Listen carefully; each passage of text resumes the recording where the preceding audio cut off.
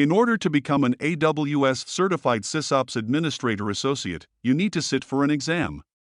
The SysOps exam is quite challenging as it is intended for people who have been operating in AWS for more than a year. However, even if you haven't used AWS professionally, you can pass the exam if you are well prepared. The multiple choice exam expects you to be able to use AWS service offerings to solve complicated technical challenges. To give yourself a solid theoretical foundation, it's a great idea to start with reading the AWS white papers related to systems operations. These are available at aws.amazon.com/whitepapers. These excellent white papers cover a variety of subjects from an overview of AWS service offerings to design patterns for serverless architectures. In order to prove that you can apply the theoretical knowledge, it is crucial to get hands-on experience with AWS. Fortunately, this is easy to do as you can create a personal AWS account at aws.amazon.com. An account gives you access to a wide variety of AWS services at no cost for a year. This lets you conduct experiments and deepen your understanding of how the AWS services actually work. Reviewing the AWS certification website is useful as well as it contains sample exam questions and a variety of other pertinent information. You can find it at aws.amazon.com/certification. It's also crucial to understand the specific domains of knowledge which are covered on this exam. Let's briefly examine the knowledge domains represented on the SysOps Administrator exam. The first of these domains is monitoring and reporting. Inside this domain, you need to show that you can monitor cost, performance, and availability. You also need to demonstrate the ability to remediate availability and performance issues. High availability is another domain. In order to demonstrate your knowledge, you'll want to describe how you can use AWS services to design for scalability, elasticity, and fault tolerance. This domain tests your ability to create resilient systems. When considering deployment and provisioning, you need to understand how to automate entire service deployments within AWS. Among other things, this includes web and application servers, database servers, and serverless components. An important component of any operational system is storage and data management. Understanding how to encrypt operational data, backup and recovery methods, how to satisfy retention requirements, and capacity planning are all in scope. A secure, compliant operating environment keeps your organization off the front page of the newspaper. For this exam, you'll need to understand how to use identity and access management to ensure that you can properly implement access and security controls. Underlying every system these days is networking. Even if you have a solid understanding of networking already, there are AWS-specific network features you'll want to be familiar with. The only way to operate at scale is through automation and optimization. This domain tests your ability to automate things which happen routinely, as well as ways to drive cost out of your environment. Exploring our course library is a wonderful way for you to learn more about these domains of knowledge. In order to operate effectively in AWS, you need to know how to monitor and deploy systems. From a monitoring standpoint, you'll want to be very familiar with CloudWatch. CloudWatch is the key to getting a comprehensive overview of what's going on in your AWS environment. You'll want to understand how to set and configure CloudWatch alarms to monitor the health of the AWS services you use. You'll also want to be familiar with the ability to create and publish your own metrics to CloudWatch. You'll also want to understand the steps necessary to push various application and operating system logs into CloudWatch. You also need to have a deep understanding of CloudTrail, which continuously records activity that takes place in your account. You will need to understand how to create a CloudWatch alarm based on the events that CloudTrail reports. Just as you can push application and operating system logs into CloudWatch, you can also configure CloudWatch to monitor CloudTrail logs. You'll also want to be familiar with AWS Config. As a service, Config tracks configuration changes resources over time. You'll want to be able to describe how config works, as well as how you can use it to monitor and resolve any configuration deviation from a specific desired state. You should be able to describe how to monitor EC2 instance health. You need to be able to differentiate between what CloudWatch can see natively and where you might need a CloudWatch agent.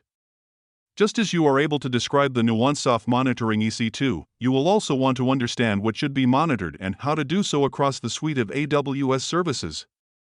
Describing what and how to monitor elastic load balancers, RDS instances, Lambda functions, container deployments, S3 buckets, and Internet of Things implementations will be useful as you prepare for the exam. Monitoring keeps tabs on what's happening. Reporting delivers on the promise of monitoring. Raising the alarm when something unexpected happens, reporting is crucial as it facilitates the actions to ensure a stable operating environment. Actions that result from effective reporting can be automated or manual. One attribute to make sure you have effective reporting in is performance. When performance is degraded, be it on an elastic cache cluster, application load balancer, or EC2 instance, something has to be done in order to ensure user satisfaction.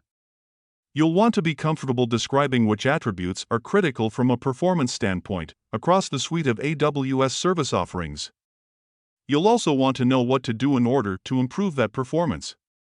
You should be able to construct the monitoring and alerting scheme required to ensure the availability of the systems you operate. For example, what are the things that you can do to configure an auto-scaling group to ensure system availability? Cost is a critical domain from a reporting standpoint. You'll want to consider the systems you operate, the expected cost of those systems, and what constitutes a significant enough deviation to merit an alert. For example, if you operate systems exclusively in a European region, it would be unexpected to see costs being incurred in a region in Asia Pacific. You will also want to be able to articulate how to effectively report on the usage of the resources being consumed in AWS.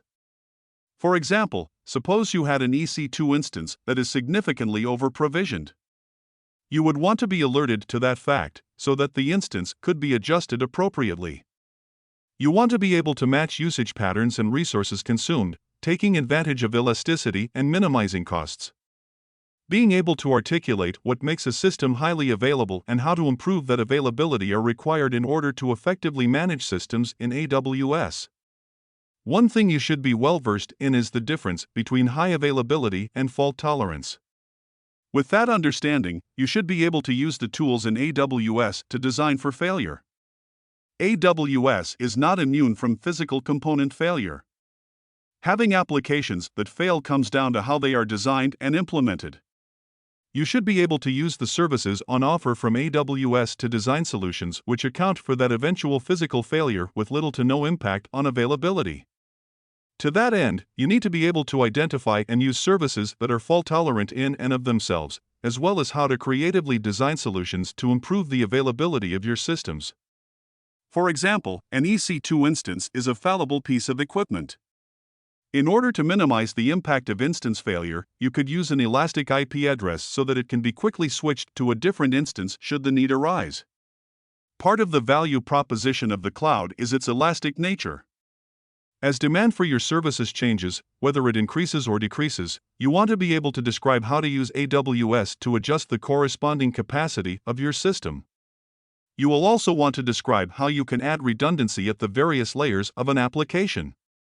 Ensure that you are comfortable covering off the relationship between high availability and performance. For example, if you are looking to improve the query performance on a database, setting up and configuring read replicas can have the effect of improving write performance on the master database. Not only have you improved performance in this situation, you've also improved the availability of read queries. Deploying an entire application and provisioning the requisite infrastructure is something you'll do regularly if you operate systems in AWS. In terms of deployment, the first thing you'll want to be familiar with is CloudFormation.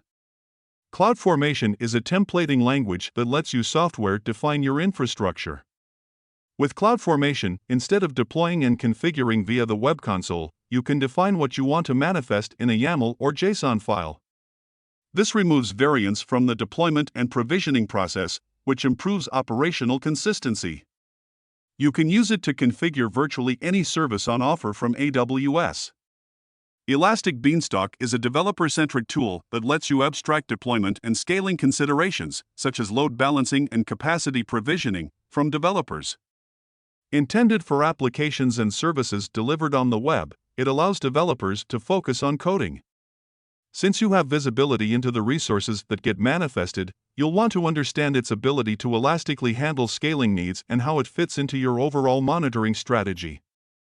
OpsWorks is the configuration management automation service from AWS, and it is available for both Chef and Puppet.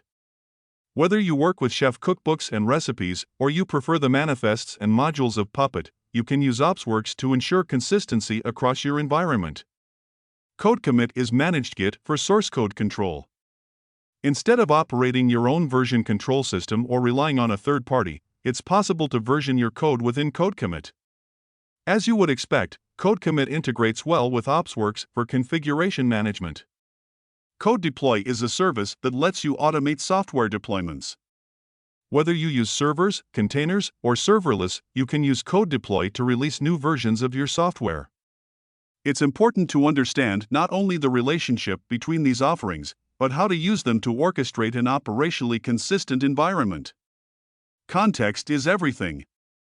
For example, suppose you are deploying an application and find that it is unreachable from the internet.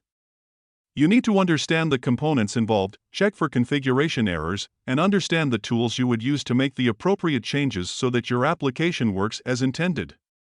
Let's take a quick look at some of the storage and data management concepts you'll need to master in order to be successful on your SysOps Administrator certification quest. Let's start with an overview of the AWS storage offerings and how you can use them to achieve your data management objectives.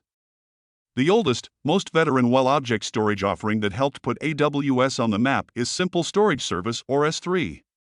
You'll want to understand the considerations around the different storage classes. For example, why would you use S3 standard versus intelligent tiering? You also need to understand lifecycle policies and map those to your data management objectives. You need to understand Elastic Block Storage or EBS. This is used when you need to mount storage to a single server. You'll want to understand how to manage the lifecycle of an EBS volume, how to create, backup, copy, restore, and delete a volume. You'll also want to understand snapshots, how they work, and where they're stored. The next level of storage abstraction deals with file storage. Elastic File System or EFS is the service offering that allows concurrent file access from multiple Linux clusters. You also need to understand how it is possible to create a file server for Windows with FSX for Windows File Server. You want to be able to articulate how the deployment and recovery options differ from EFS. You should also understand that there is a file storage option for high-performance computing in the form of FSX for Lustre.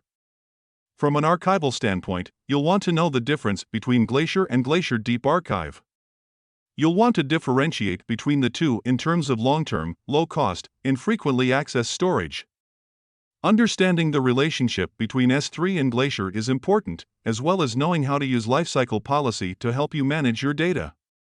You'll also want to be knowledgeable about the retrieval time and cost implications of Glacier and Glacier Deep Archive. Effective data management is important for system operations. A primary consideration is the lifecycle management of anything you store in AWS. Be it in S3, EBS, or EFS, you need to be able to articulate storage needs from the moment of data creation, while the data is actively delivering value, when it needs to be available for audit purposes, and ultimately when it needs to be deleted. You need to understand the integration implications of each storage offering. You want to be confident in your ability to select the appropriate storage offering for the system you are constructing. You'll want to understand how you can protect data. For example, you can use cross-region replication to protect objects in S3. You'll want to understand how that works, when it starts working, and its limitations. You also want to describe how to secure the data for which you are responsible. This includes encryption at rest, encryption of backups, and secure deletion.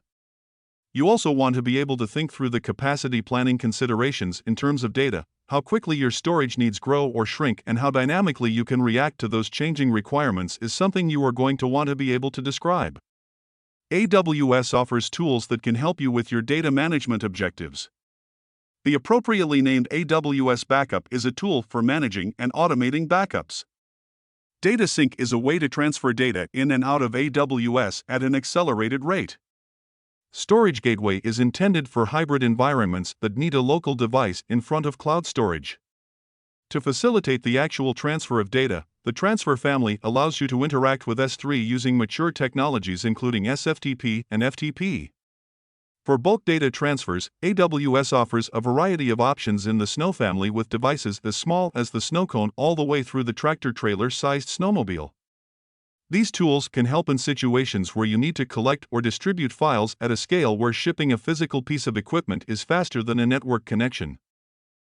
Gaps in a secure operating environment can lead to compromise, data loss, and legal action. A severe compromise can present an existential threat to a company. AWS takes security very seriously and offers a number of tools to help you implement the security controls you need to meet your security objectives.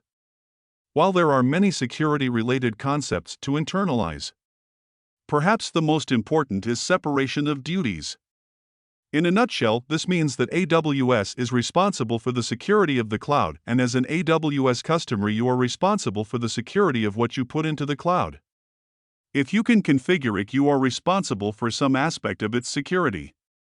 Closely related to separation of duties is identity and access management, or IAM. AWS IAM provides a robust way to organize permissions into groups with the ability to implement policies, assign them to roles, and assign roles to groups of people or services within AWS. You need to be able to describe how to use these tools to support a granular multi-account permission structure. Follow the principle of least privilege, be careful not to overcomplicate things, and describe the merits of using AWS-authored policies in conjunction with policies you customize. You will undoubtedly come across IAM issues. To help test the ramifications of IAM changes you want to implement, you can use the IAM Policy Simulator. You'll want to understand the nuances of access as well as how to grant temporary access to resources. You also want to understand when it is appropriate to use IAM as opposed to service-level controls to maintain a secure operating environment. For example, S3 has some unique properties as well as unique ways to secure access. It is common to operate across multiple AWS accounts. To that end, you'll want to understand how AWS organizations can be used to centrally manage permissions. To help you achieve your security and compliance objectives, there are a number of AWS tools you want to be familiar with. One of the most important is the Key Management Service. It allows you to create custom cryptographic keys to encrypt the data you store in AWS. You'll want to understand the nuances of KMS, how to rotate keys, and how custom keys behave from a regional perspective. You'll want to understand how you can use Secrets Manager to protect application secrets, including passwords and configuration information. Moving up the stack, Certificate Manager is an easy way to manage SSL/TLS certificates. You'll need to understand the difference between a public and private certificate and the conditions in which certificates can be renewed automatically. Many organizations rely on Microsoft Active Directory for authentication and group management. You'll want to describe how you can use AD resources, group policies, and trusts to manage resources within and external to AWS. Be prepared to describe how you can use guard duty to create alerts for irregularities in accessing an AWS account, and more importantly, how it can help with remediating issues. It is important to know that in conjunction with guard duty, you can use Detective to troubleshoot security-related events. Also be able to describe how to use Inspector to identify security issues on your EC2 instances and where it fits in the overall security apparatus. You'll want to understand the options that are available with Web Application Firewall and Shield to protect web applications from malicious requests. Part of being a SysOps admin is maintaining compliance in your AWS environment. CloudWatch lets you monitor infrastructure health and create alarms when the unexpected happens. You can use CloudWatch to aggregate system and custom application logs. Think of driving a car and being able to create a custom gauge for your dashboard. To prepare for the exam, think through what is important to measure and why. For example, if an application is I/O, network, memory, or CPU constrained, how would you configure CloudWatch? Every action that happens inside of AWS is manifested as an API call. CloudTrail is the built-in logging mechanism which tracks API calls within AWS. With an understanding of CloudTrail, you need to be able to describe how to use it in troubleshooting activity within an AWS environment. Config is a service offering for proactively monitoring compliance. You should be able to articulate how config can help you in tracking longitudinal compliance issues. With S3 being a relatively cost-effective way to store data, you want to ensure that any sensitive data is accounted for. You should understand how Macy can help with scanning and alerting. Suppose you were preparing for an audit and needed to demonstrate PCI compliance. You need to understand where your obligations begin and how Artifact can help you prove what AWS is responsible for. With so many security and compliance-related items to keep track of, you should be able to describe how Security Hub acts as a point of centralization for insights and actions. Simply memorizing the features of AWS service offerings isn't enough.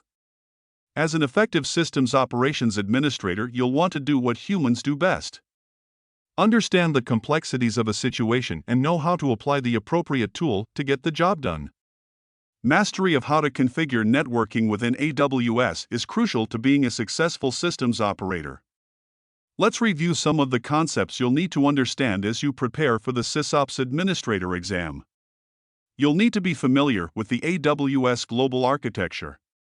Coarsely, AWS subdivides the world into regions. Regions are named for the geographic area they represent. Each region is comprised of at least 2 availability zones, or AZs. You should be able to describe how services work across availability zones and regions. You should also know which AWS services take advantage of the numerous edge locations that exist across the globe. While there are networking courses available in the library, let's identify some key concepts that will help you prepare for the exam. A virtual private cloud, or a VPC, is a logically isolated network inside of AWS where you can control private IP space. You'll want to understand the differences between the default VPC that exists as part of an AWS account and a custom VPC you set up on your own.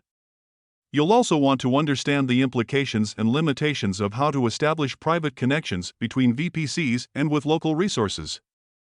You should be comfortable with private link peering connections and VPC endpoints. As you might expect, it's possible to carve a VPC into multiple subnets. You'll want to understand how subnets can be used across availability zones to accommodate availability and fault tolerance objectives. You'll need to understand what a route table is and how to use route tables to direct traffic flow. You'll also want to be able to discuss various ways for controlling and limiting traffic using network access control lists. You should be able to configure a VPC so that the resources it contains can communicate out to the internet. For that, you'll have to understand public and private subnets, internet gateways, and network address translation. Understanding how to use security groups to create layers of security in partnership with VPC network access control lists is crucial to administering applications in AWS. You'll want to understand how and where you can use elastic IP addresses as a means to facilitate deployment and disaster recovery scenarios. Zooming out, you'll want to understand how to orchestrate and optimize global traffic using tools like Route 53, CloudFront, and CloudMap. A top-notch SysOps admin relentlessly seeks to automate repetitive tasks and optimize resource utilization. A primary responsibility is the deployment and provisioning of services. To the greatest extent possible, every aspect of the deployment and provisioning process needs to be automated. You need to have a deep understanding of things like the command line interface in CloudFormation. With these in mind, you should be prepared to describe how to automate any tasks that you would do more than once. You should also understand how to use Systems Manager, as well as how Lambda step functions can be of assistance. You want to be able to describe how to optimize the services that you use inside of AWS. For example, if an Oracle RDS database has too much storage allocated to it, how do you resolve the situation? If an EC2 server is humming along at 10% CPU utilization with no spikes over 50%, you are paying for capacity you are not using. Be prepared to identify strategies, tools, reports, and remediation activities you can use to continuously improve resource utilization and minimize waste. Of course, wasting resources means that ultimately, you're wasting money. Cost is an important factor to keep in mind in the context of optimization. With the financial transparency of services within AWS, every administrator needs to become a cost engineer. To that end, you'll need to be familiar with the myriad of ways you can purchase capacity from AWS. You need to be able to describe the optimal purchasing mix given an operational scenario. For example, if you have a data warehouse extract transform load job that takes 6 hours to run, is it best to use an on-demand instance, a savings plan, a reserved instance, a scheduled instance, or a spot instance? Make sure you understand the context before selecting the appropriate answer when it comes to exam time. As you consider costs longitudinally, be prepared to explain that Cost Explorer is available to drill into the cost of the services you use over time. Understand what it shows and what it can do for you. Especially when managing a complicated multi-account environment, establishing a budget can help keep on top of your optimization efforts. It is one way to set limits and alerts based on your operational thresholds. Once again, the ability to identify tools is not enough. It's much more important to possess the knowledge of how to achieve your automation and optimization objectives with the tools available.